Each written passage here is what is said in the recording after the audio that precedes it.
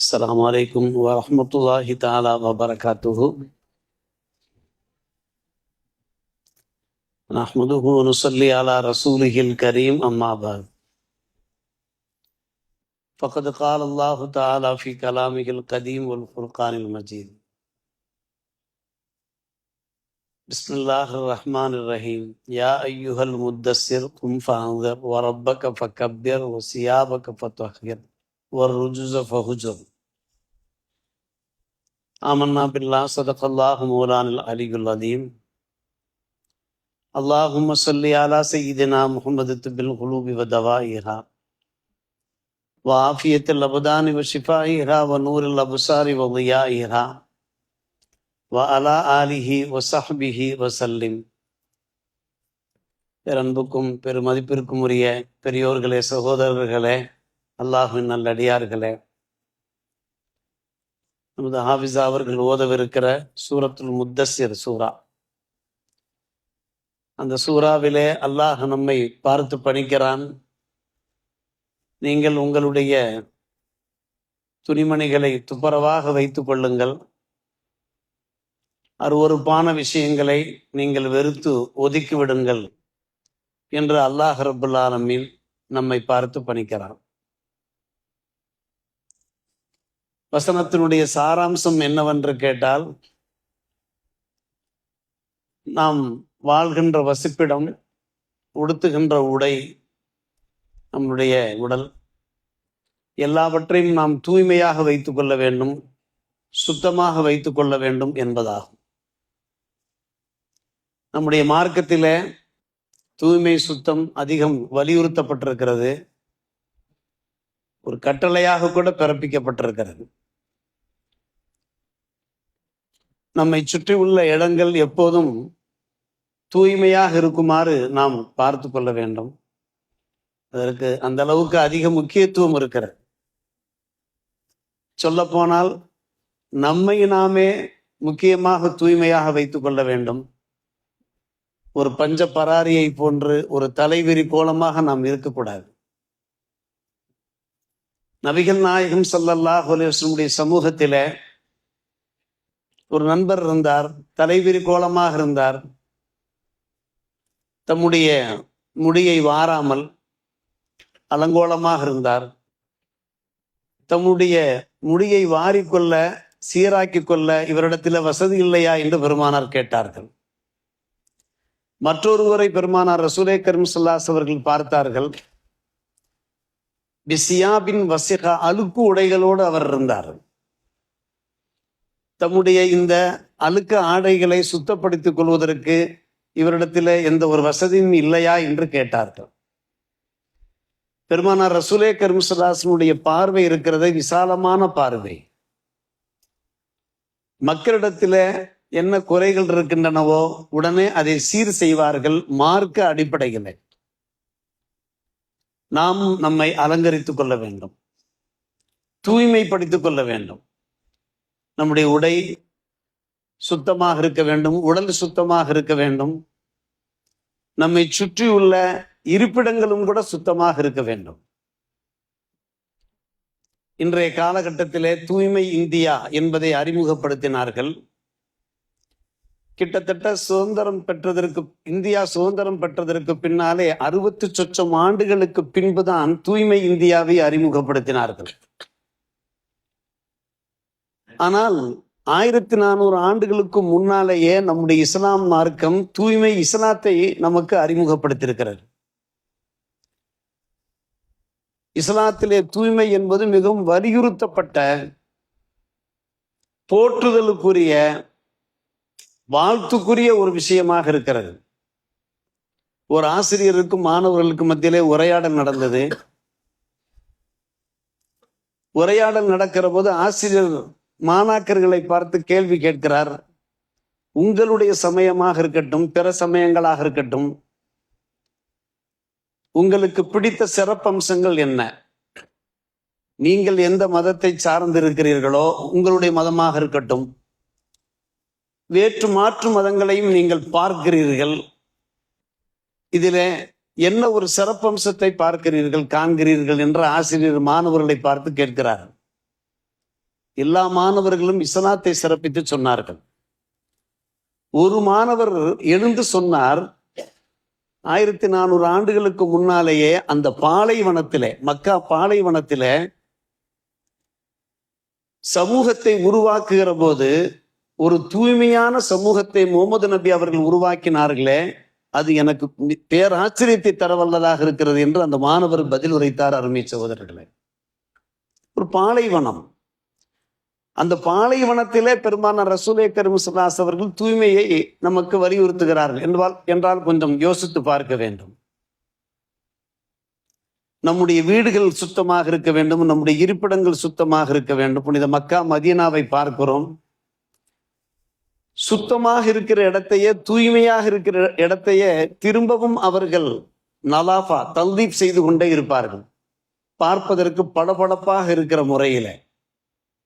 இது நம்முடைய இஸ்லாமிய மார்க்கம் நமக்கு எடுத்து சொல்கின்ற ஒரு விஷயம். அருமை சகோதரர்களே, பெரியவர்களே, நம்முடைய ஊரிலே சில சிறப்பு அம்சங்களை நான் பார்த்திருக்கிறேன், கண்ணால் கண்டதை நான் சொல்லுகிறேன். அதிகாலையிலேயே மக்கள் எழுந்து அந்த குடும்பத்தினர்களோ அல்லது குடும்பத்திற்கு வேலை வரக்கூடியவர்களோ வீடுகளை சுத்தப்படுத்தி, பாத்திரங்களை எல்லாம் சுத்தப்படுத்தி விட்டு, தூய்மைப்படுத்தி விட்டு, வீட்டுக்கு வெளியே தெருக்களையும் கூட கூட்டி வைத்திருக்கிறார்கள், நான் பார்த்திருக்கிறேன்.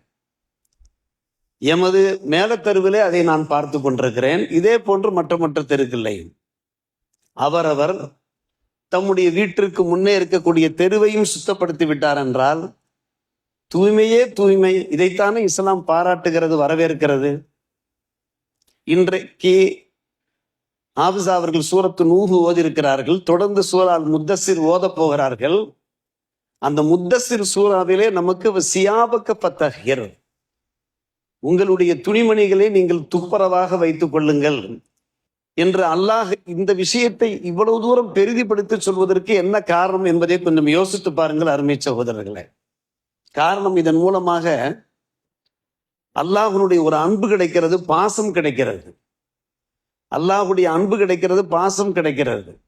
நாம் நம்மை தூய்மையாக வைத்துக் கொண்டோம் என்றால் நம்மை அல்லாஹ் விரும்புகின்றான், நேசிக்கின்றான் என்றால் நாம் விசேஷமான ஆட்களாகத்தானே இருக்க முடியும்.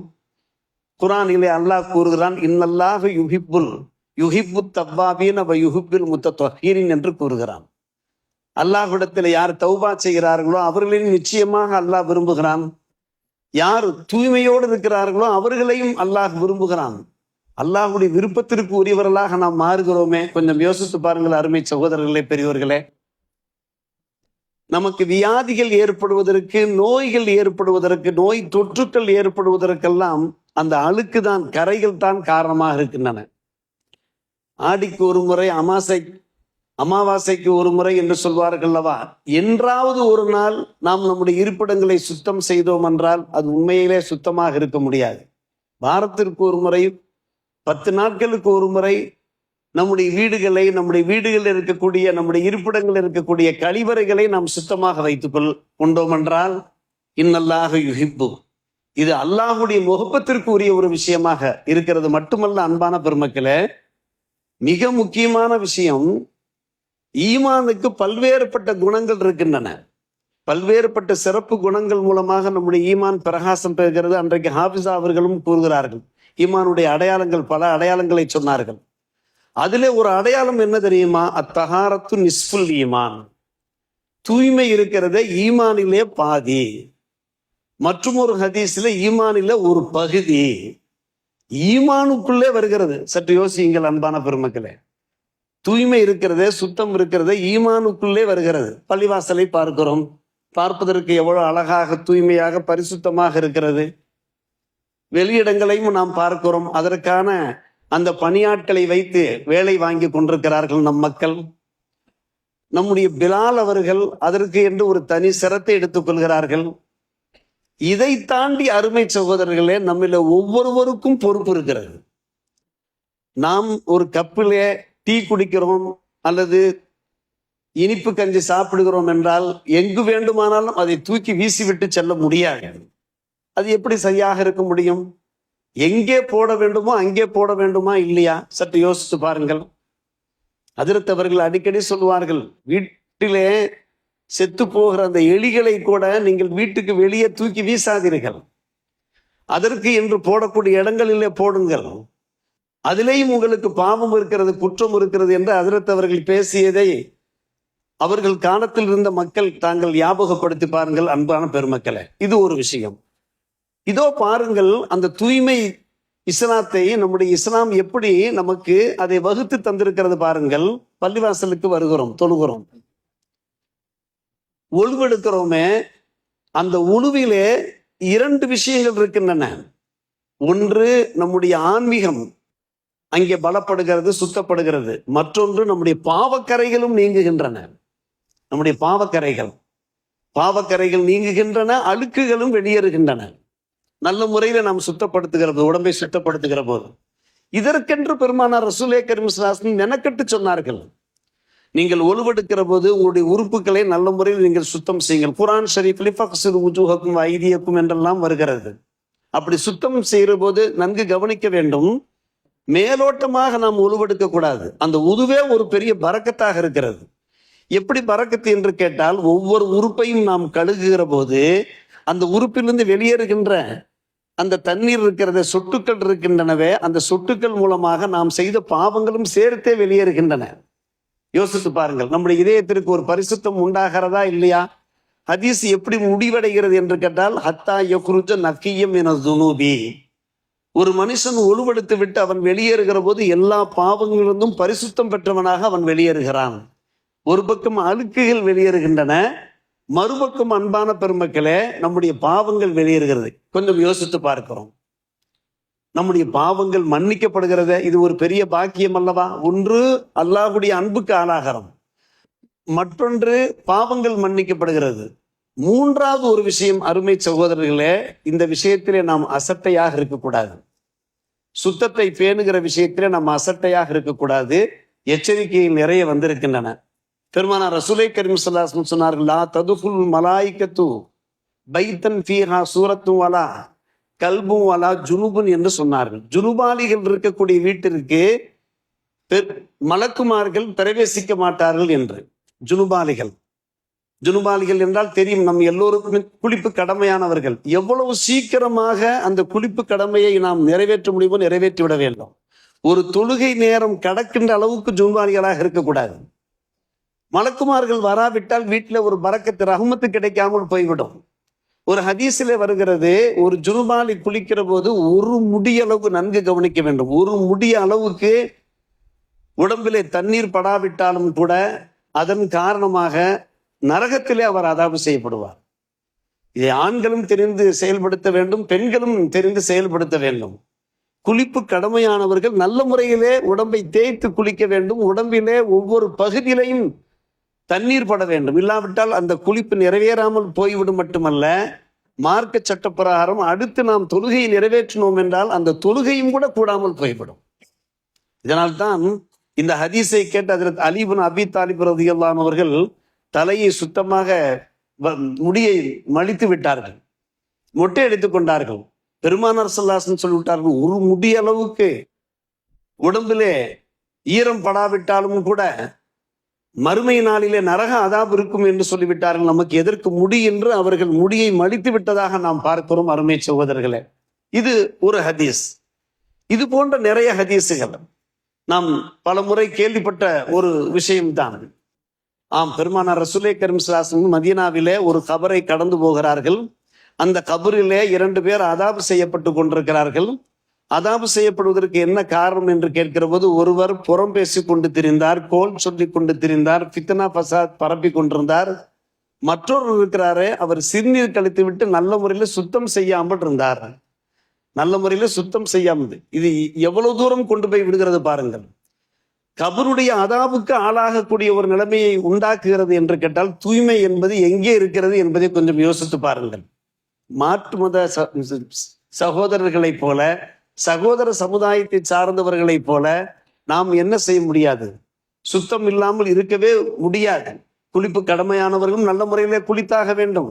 சிறுநீர் கழிக்கக்கூடியவர்கள் நல்ல முறையிலே சுத்தப்படுத்த வேண்டும். இல்லாவிட்டால் கபருடைய அதாப், அசட்டையாக இருக்க முடியாத அருமை சகோதரர்களே.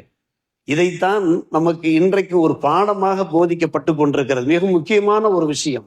நம்முடைய இஸ்லாமிய மார்க்கத்தில தூய்மைக்கு எவ்வளவு முக்கியத்துவம், எவ்வளவு அந்தஸ்து தரப்பட்டிருக்கிறது என்பதை பாருங்கள்.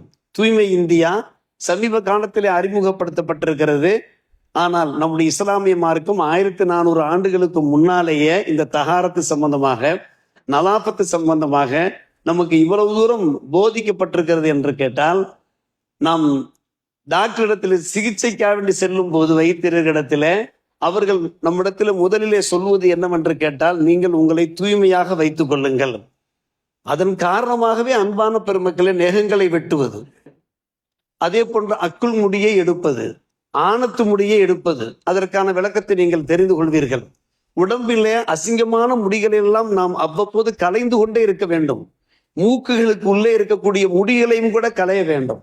இதுபுத்தலா இப்ராஹிம் ரப்புஹு பி கலிமாத்தின் ஃபஅத்தம்மஹுன்ன என்கின்ற இப்ராஹிம் அலைஹிஸ்ஸலாம் அவர்களை அல்லாஹ் ரப்புல் ஆலமீன் ஒரு 10 விஷயங்களை கொண்டு சோதித்த போது அவர்கள் வெற்றி பெற்றார்கள் என்று வருகிறது அல்லவா. இத்தனை விஷயங்களும் சேர்ந்து கொண்டிருக்கிறது. இப்படி நம்முடைய உடம்பை நாம் பரிசுத்தமாக வைத்து, எதற்காக வியாதி வருகிறது, எதற்காக நோய்கள் வருகிறது, நோய் தொற்று ஏற்படுவதற்கு இதெல்லாம் ஒரு முக்கியமான காரணம் அல்லவா. இது போன்ற நல்ல விஷயங்களைத்தான் சூரத்துல் முத்தஸிரில் இருக்கக்கூடிய சியாபக்க ஃபத்தஹிர் வர் ருஜுஸ ஃபஹுஜுர், அருவருப்பான விஷயங்களை நீங்கள் வெறுத்து ஒதுக்கி விடுங்கள் என்கின்ற அந்த வசனங்கள் வாயிலாக நாம் தெரிந்து கொள்கிறோமே. இந்த வாழ்க்கையிலே கடைபிடிப்போம், நாம் சுத்தமாக இருப்போம், நம்முடைய சுற்றுப்பகுதிகளையும் சுத்தமாக வைத்துக் கொள்வோம். எங்கெல்லாம் நாம் செல்லுகின்றோமோ நாமே அதற்கு பொறுப்படுத்தி நாம் செய்ய வேண்டும். எல்லாம் வேலைக்காரர்கள் பார்த்துக் கொள்வார்கள், துப்புரவு தொழிலாளர்கள் பார்த்துக் கொள்வார்கள் என்று இல்லாமல் நம்முடைய அந்த சுற்றுப்பகுதிகளை சுத்தமாக வைத்துக் கொள்வதன் மூலமாக ஒரு சுகாதாரத்தோடு வாழ்வோம் மட்டுமல்ல, அந்த ஈமானினுடைய பாதியை பெற்று ஒரு பரிபூர்ணமான மூமின்களாக திகழ்வதற்கும் நாம் முயற்சி எடுத்துக் கொள்வோம். அல்லாஹ் ரப்புல் ஆலமீன் அத்தகைய நல்லார்கள் கூட்டத்திலே நம் எல்லோரையும் சேர்த்துக் கொள்வானாக. வாஹிர் தாவானா அல்ஹம்துலில்லாஹி ரப்பில் ஆலமீன்.